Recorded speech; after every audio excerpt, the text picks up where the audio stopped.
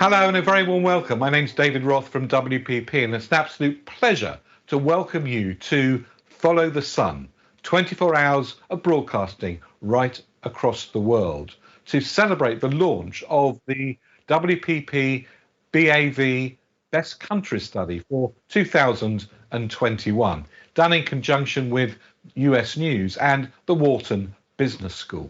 It's a pleasure to have you join us for this section. Of course, this broadcast is going to be right across the world. We're starting in Australia and New Zealand, and we'll be ending at the end of the 24-hour period in the USA. Well, we've got an absolutely packed broadcast today, and I'd like to start off by introducing Mike Sussman from BAV. Mike has been the brainchild behind the Best Country Studies for many years, and there's nobody better to put the Best Country Study into context. Over to you, Mike. Thank you, David. We're really excited about the launch of the 2021 Best Countries study. It's the most comprehensive study of the power of nation brands. We've been doing this for 6 years, covering countries that represent 95% of the global GDP and about 75% of the world's population. So an amazing coverage.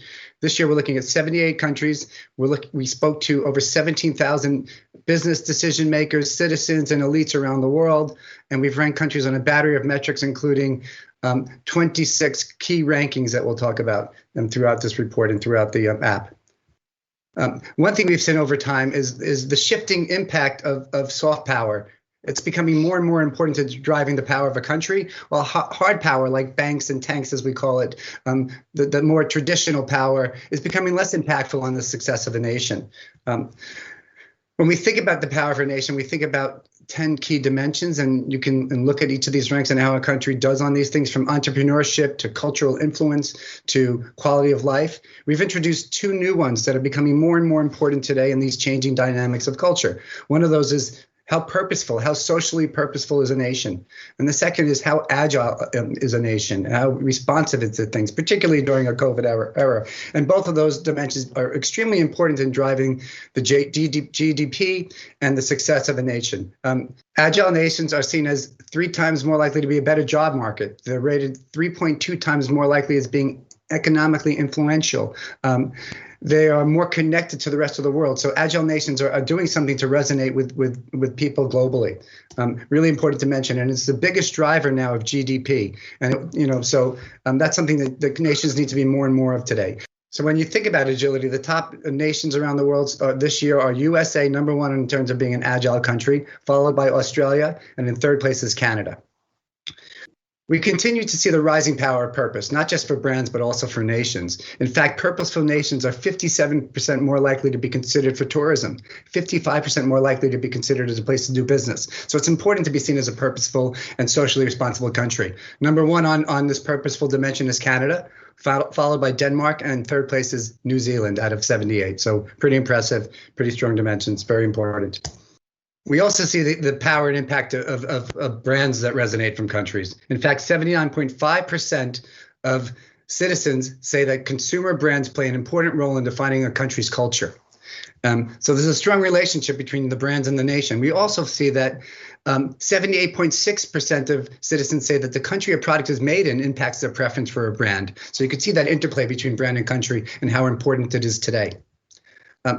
And we started measuring the power of what does it mean to be made in a specific country. What does made in America mean, and made in China? And we can rank the power of these nations in terms of their exports. So, for instance, Germany ranks number 1 in terms of the country you'd want to buy an automobile from. They also dominate on pharmaceuticals and beer. So you can see a little bit of a balanced power of that nation. Italy is number 1 on fashion. So that's the top brand for when you're thinking about buying fashion brands. France owns cosmetics. In terms of the best countries for real estate, Canada ranks number 1, followed by the United States and then France. So overall, again, you can see how the building blocks of a nation affect its overall ranking. And we're excited to share some more details with you. Back to you, David. Well, now it's time to get an overview of the key insights from the 2021 study on a global perspective. And who better to do that for us than Professor David Ribstein from Wharton University. Professor Ribstein has been our partner in this study since it started, and his unique understanding and unique perspective of countries, of brands, and what's driving GDP growth is unrivaled. So let's hear from David now. Hello, I'm Dave Ribstein. I'm a marketing professor at the Wharton School at the University of Pennsylvania. I've been involved with the Best Country Study since its inception. This year has been a different year. It's been a transformational year. There's been many things that have affected how we view countries and how we live our particular lives. First and foremost, obviously, we've had to deal with the COVID-19 and the tragic loss of millions of lives all around the world. Accompanying this has been the huge impact on economies of various different countries, leading to an overall global recession. Some countries have handled the pandemic well, such as South Korea and Taiwan and several others, whereas other countries have not handled it nearly as well. Accompanying this pandemic has been the subsequent vaccine distribution. And this has required acquisition of vaccines as well as some form of equitable distribution of those.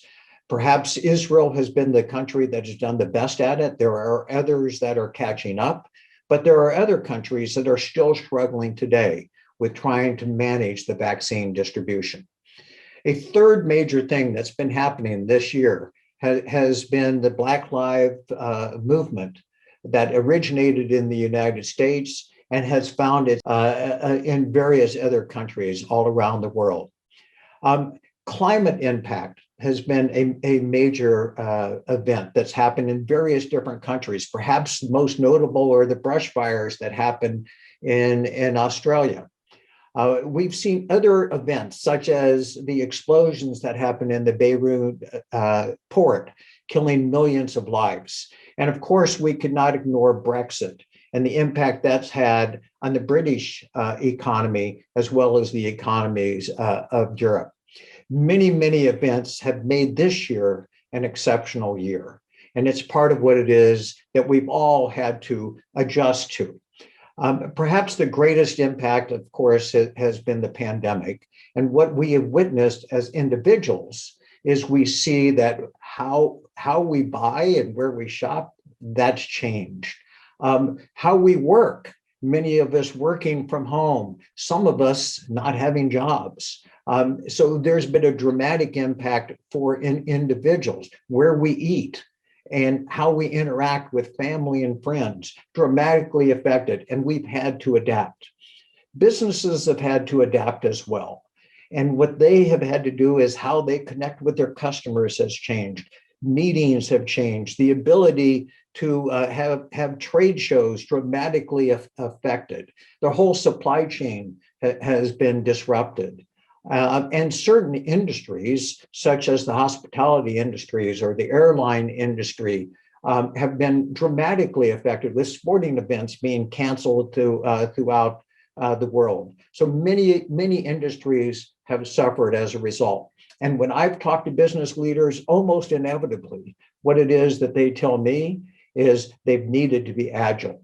And it sort of is the buzzword that I hear from companies. But that's not restricted to just individuals and companies. Countries have had to adapt as well. And what it is that we have seen is we see, obviously, trying to get the healthcare systems up to speed and handling with this medical crisis that we've got. And getting medical supplies to the hospitals and to individuals has also been an issue. But trying to cope with the unemployment levels and trying to deal with that and supporting the local governments has been a major issue for countries all around the world. And what countries have had to do they've had to adapt as well. Well, we too at the Best Country Study have had to go through our own adaptations. We've added 13 new attributes that we use for evaluating countries, and we have taken one of the previous dimensions, that of citizenship, and we have morphed it into a dimension that we call social purpose. And what is social purpose? It has many of the dimensions that we had in citizenship, but it also includes dimensions such as human rights and racial equality and social justice and climate concern, that have all been attributes that now feed into the social purpose dimension. And we've added a new dimension. And this new dimension, this new overall factor is one of course, agility. And what is it that we have feeding into agility? Our perceptions of countries in terms of their adaptability and in terms of responsiveness and how progressive they are and how modern they happen to be and how dynamic they are, all feed into this agility dimension. So with that said, let's take a look at the latest rankings that we have.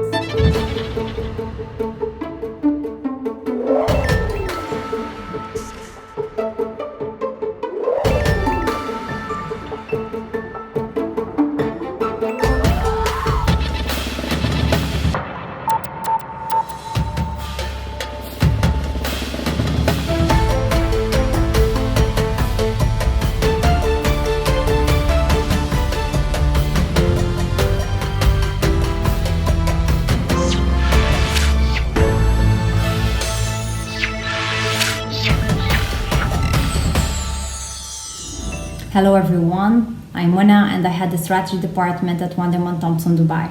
It's great to be here to add some local perspective to the data that you will be seeing today on the United Arab Emirates.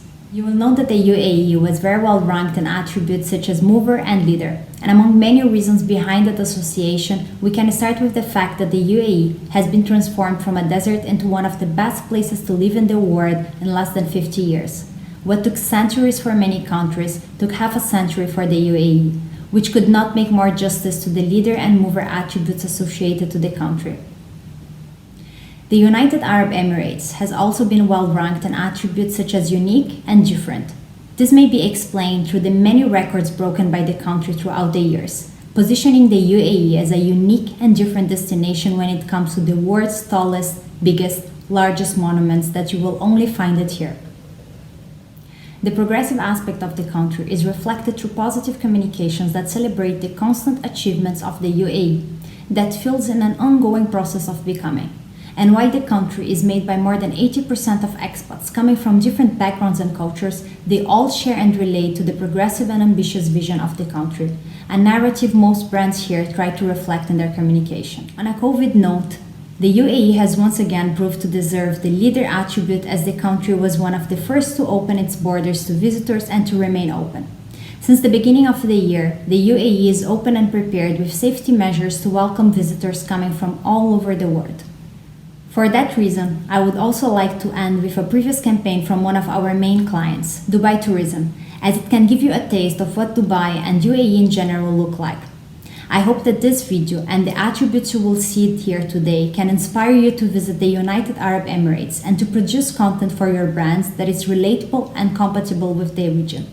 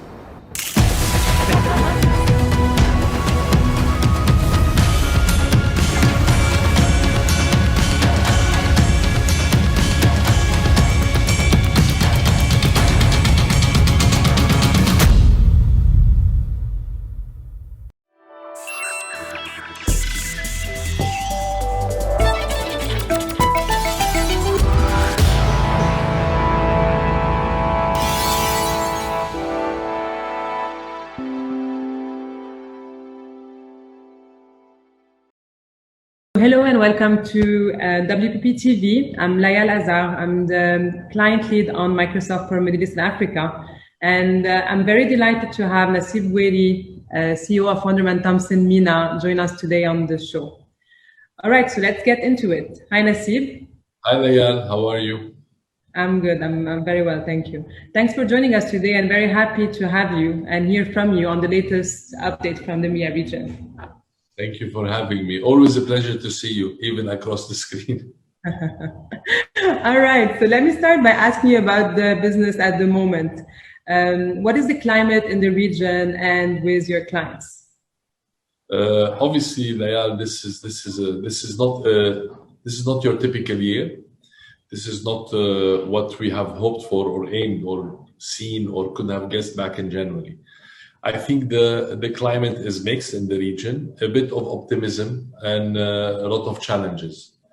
I think we have had good opportunities this year, a lot of challenges as well, especially after COVID-19. And this part of the world as well, not only by COVID-19, but this is a region where it is affected greatly by global politics.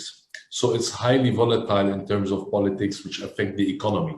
And then you throw in a COVID-19 on top of all that, and you get the perfect mix for a difficult situation. Having said that, it has had its opportunities in the region and a lot of challenges as well, be it on our side or on the client side. And remember also that this part of the world, the governments do not have the same stimulus packages that you will have in the US or the relief funds you will have in Europe to try and stimulate the small and medium enterprises. So automatically that layer across the region, either from all the way from Morocco to our part of the world here in the UAE, has been struggling a lot.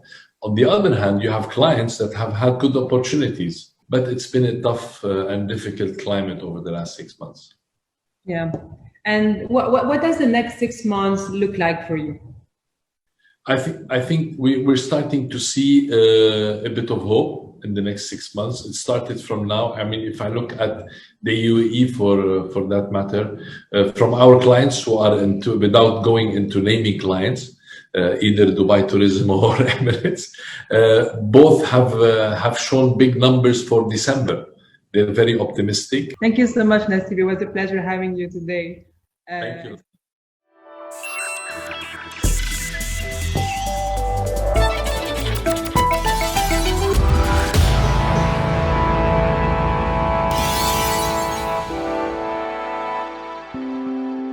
Well, thank you all very much indeed. To celebrate this very special launch, we've created a very special app. It's a virtual reality experience where you can literally visit every single country that's featured in the 2021 study. Well, you can get it on your desktop, your laptop, your tablet, your mobile phone. All you need to do is just download it from the URL that's on the screen here. Enjoy. Explore. It's full of interest and insights, and we'll be refreshing the content frequently over the course of the next few months. So please do go back frequently.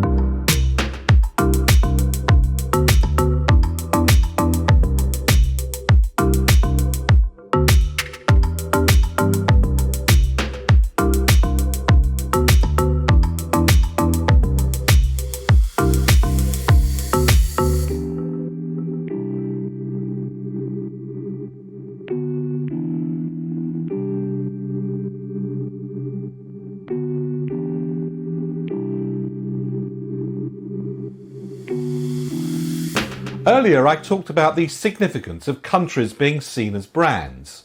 This is being increasingly realised right across the world. not just by business leaders, but by governments at the most senior of levels. I caught up with the Prime Minister of the Netherlands and asked him how important he believes country brands are. Mr. Prime Minister, what contribution do you think that retailing makes to the economy and society in general? So many. I mean, it is the biggest employer in the Netherlands. 900,000 people are somehow connected to the retail sector, so it is huge in its economic impact. That means that many people, in many cases young people, start their working life experiences in the retail sector. It is also a place where you can learn how to be more entrepreneurial and how to start your own business. It is a sector in our economy which is very much focused on innovation and disruptive innovation. It is very much connected to the modern economy, to the internet, to online shopping. So there are so many positives. And it's also a place where people come together.